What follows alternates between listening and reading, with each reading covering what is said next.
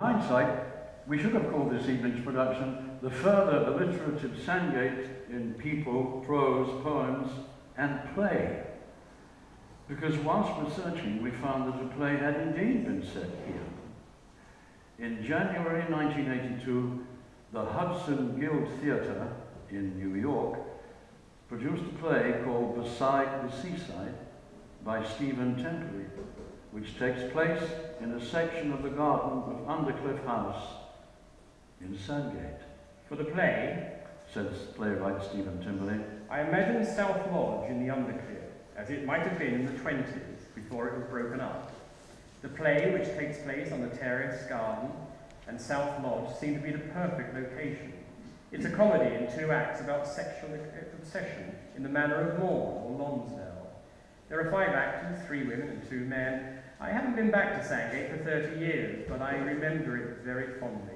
And even today, the odd aspiring bard, and some of them are very odd indeed, put pen to paper, cursor to screen, to create a poem about their village such as this one, that far too cleverly for its own good uses the words board, weather, and not in their many guises. It's called Sandgate Right. Whether bored or not, silence deafens in the schizophrenic house.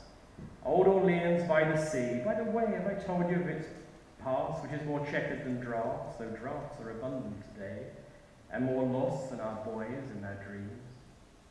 Whether bored or not tells a visitor that this house has a past and memories that last.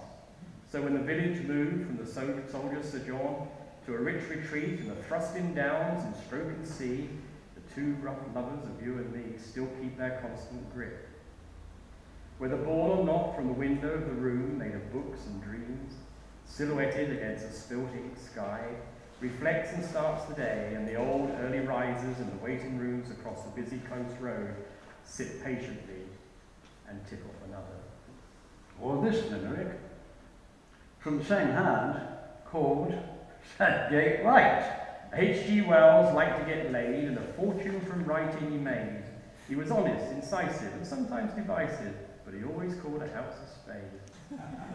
And a haiku called Sandgate Right.